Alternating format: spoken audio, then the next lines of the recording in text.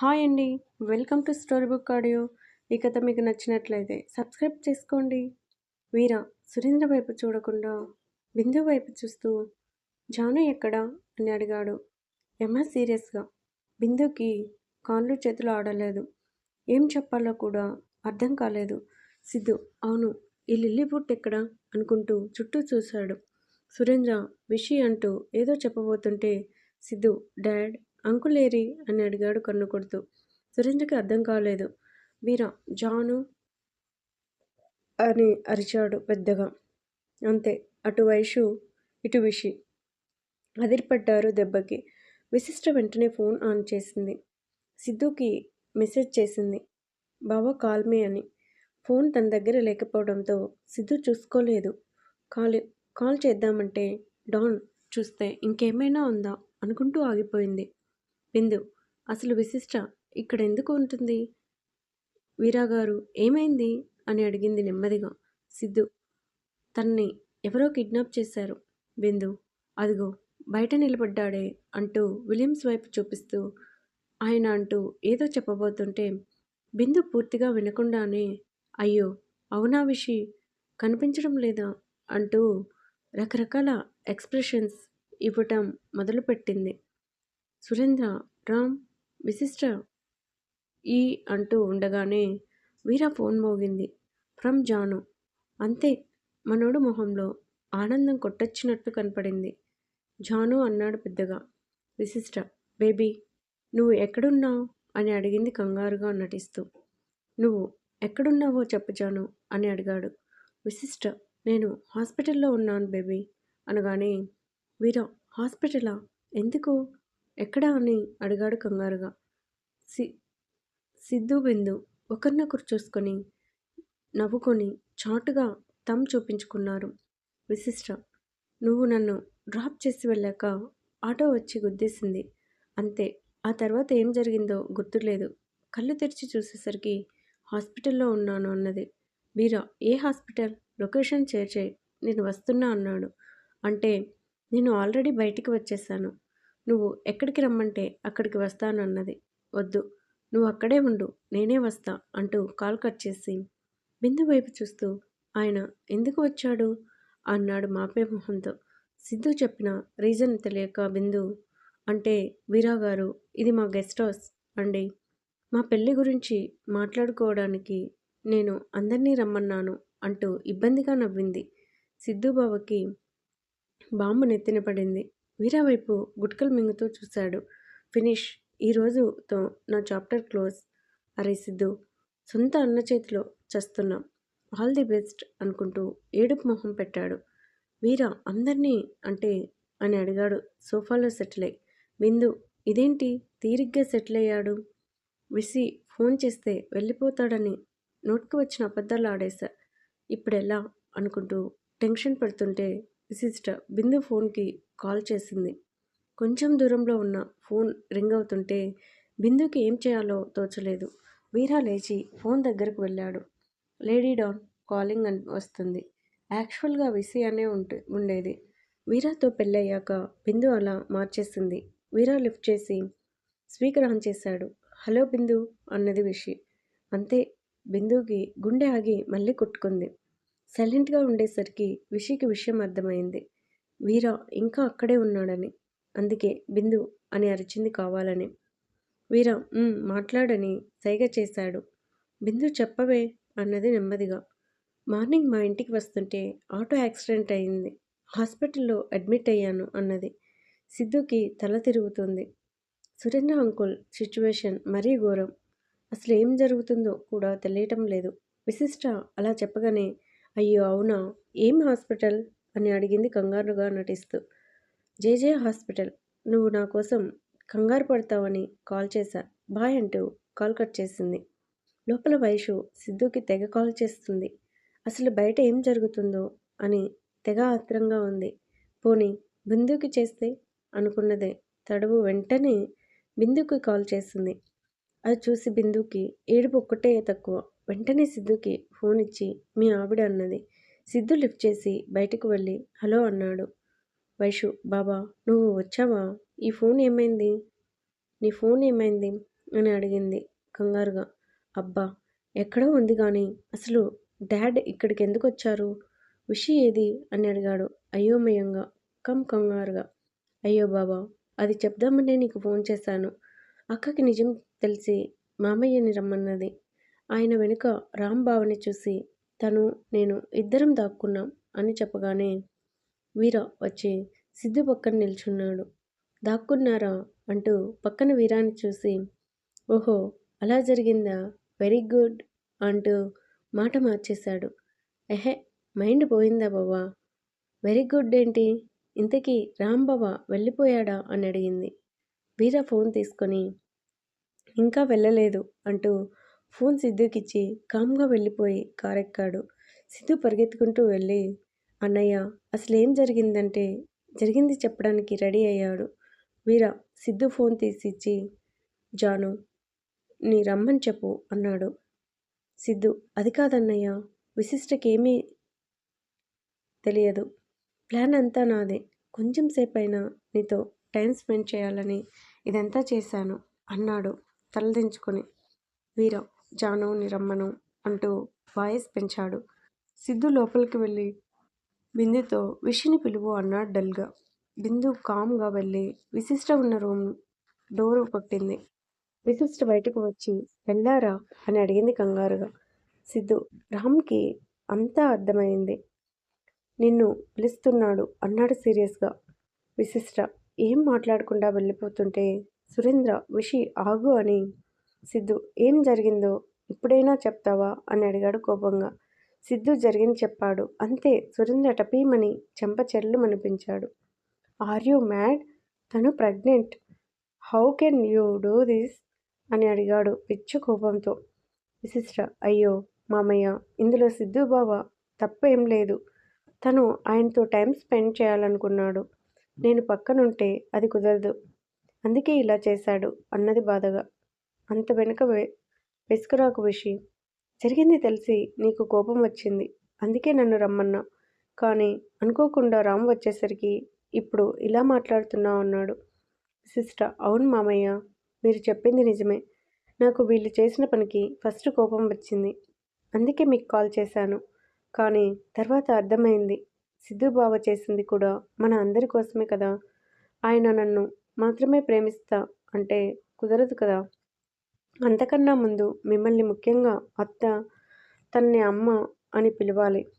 ఇవన్నీ సిద్ధుబాబు ఆలోచించాడు కాబట్టే ఇలా చేశాడు అన్నది సిద్ధు వైపు చూస్తూ. సురేంద్ర, బట్ దానికోసం ఇలా చేయడం కరెక్ట్ కాదు. రామ్ దృష్టిలో ఇప్పుడు నేను సిద్ధు ఇంకా వాల్యూ కోల్పోతాం అన్నాడు బాధగా. విశిష్ట, లేదు మామయ్య, అలా ఎప్పటికీ జరగనివ్వను. మీరు బాధపడకండి అంటూ సురేంద్ర చేయి పట్టుకుని చెప్పి వెళ్ళిపోయింది. బయట విశిష్ట రావటం చూసి మనం ఆపే, ఎవ్వరూ మాపే ఏం మొహంతో, అదే మాపే మొహంతో తన వైపు సీరియస్గా చూశాడు విలియమ్స్.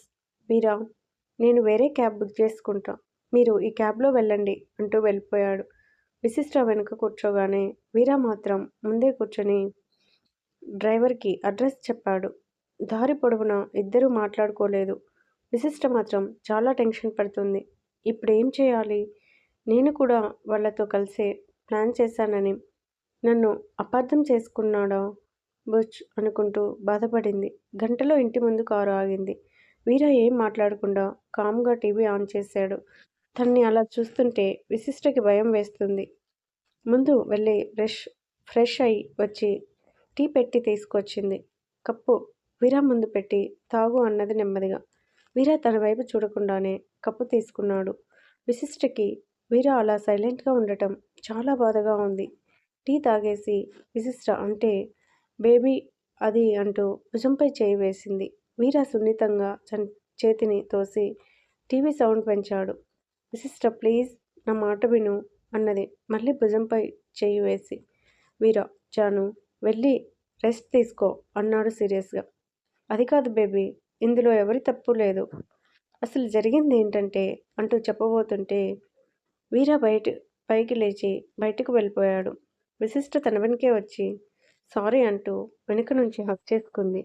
వీరా తనని వదిలించుకొని కాసేపు ఒంటరిగా వదిలే ప్లీజ్ అన్నాడు. అది కాదు, నేను చెప్పేది విను. మామయ్య తప్పు లేదు. ఇదంతా నిన్ను వాళ్ళకి దగ్గర చేయడానికి సిద్ధుబాబా. అంతే వీర. నేను వీరాగా మాత్రమే ఉండటానికి ఇష్టపడతాను అంటూ లోపలికి వెళ్ళాడు. విశిష్ట తన వెనకే వచ్చి, సరే, నువ్విప్పుడు చాలా కోపంగా ఉన్నావని అర్థమైంది. అందుకే నేనేం చెప్తున్నా వినడం లేదు. కానీ ఒకటి, నీ మీద నేను మాత్రమే కాదు, ఇంకా ఉన్నారు ప్రాణం పెట్టుకొని అంటూ వెళ్ళిపోయింది. వీర ఫాస్ట్గా పైకి వెళ్ళాడు. నాకు తెలుసు జాను, నువ్వు ఏం చెప్పాలనుకుంటున్నావో. ఇదంతా సిద్ధుగాడు నాకు దగ్గరవ్వటానికి చేశాడనేగా. ఇంకా నీ తప్పు లేదని మాత్రం అనకు. నేను నీకోసం ఎంత విలువెల్లాడిపోతానో నీకు తెలుసు.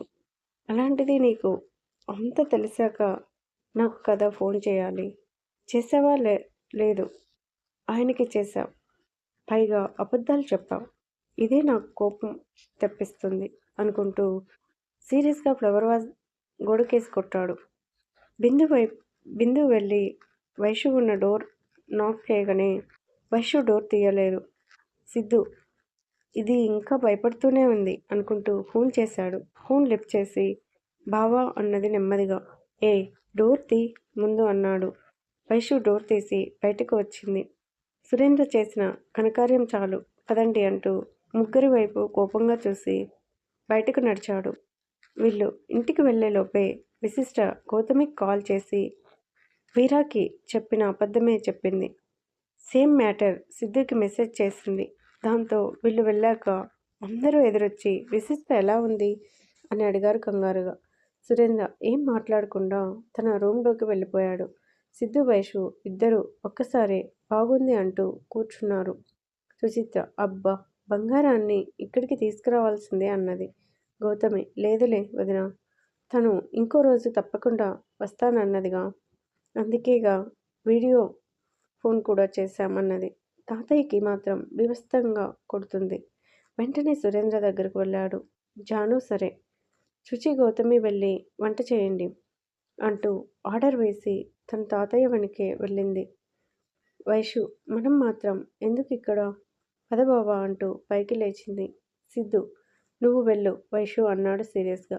వైషు వెళ్ళాక తను లేచి సురేంద్ర దగ్గరకు వెళ్ళాడు. తాతయ్య లోపలకి వెళ్ళి డోర్ లాక్ చేయగానే జాను టప్పిమని కొట్టింది. తాతయ్య డోర్ తీయగానే జాను లోపలికి వచ్చి డోర్ వేసింది. వెంటనే సిద్ధు నాక్ చేశాడు. జాను తీయగానే సిద్ధు లోపలికి వచ్చాడు. తాతయ్య ఇంకెవరైనా ఉన్నారేమో చూసి డోర్ వేయి అన్నాడు జానుతో. సిద్ధు ఎవరూ లేరు తాత అంటూ వచ్చి చైర్లో కూర్చున్నాడు. సురేంద్ర సిద్ధు వైపు కొరకొరా చూశాడు. తాతయ్య అనుకున్న ఈ గన్నాయి ఏదో చేసి ఉంటాడని. ఏరా ఎద్దు ఏం చేశా అని అడిగాడు సిద్ధు వైపు చూసి. అబ్బా నేనేం చేయలేదు తాత, డాడీని అర్థం చేసుకోకుండా కొట్టాడు, అది కూడా వేరే వాళ్ళ ముందు అంటూ బుగ్గరుద్దుకున్నాడు. షటప్ సిద్ధు, చేసిందే బుద్ధి లేని పని, మళ్ళీ పౌరుషం ఒకటి అన్నాడు సురేంద్ర కోపంగా. జాను అసలేమైంది అల్లుడు గారు అని అడిగింది ఆశ్చర్యంగా. సురేంద్ర జరిగింది చెప్పగానే తాతయ్య తప్పు కదరా, విశిష్టకి ఏమైనా అయితే అలా మత్తు ఇవ్వచ్చా ప్రెగ్నెంట్తో ఉన్న వాళ్ళకి అన్నాడు సీరియస్గా. సిద్ధు తాత నేను నా డాక్టర్ ఫ్రెండ్ని అడిగే ఇచ్చా, అది కూడా మత్తు కాదు, ఇంజెక్షన్ విత్ లో పవర్ ఏమీ కాదు.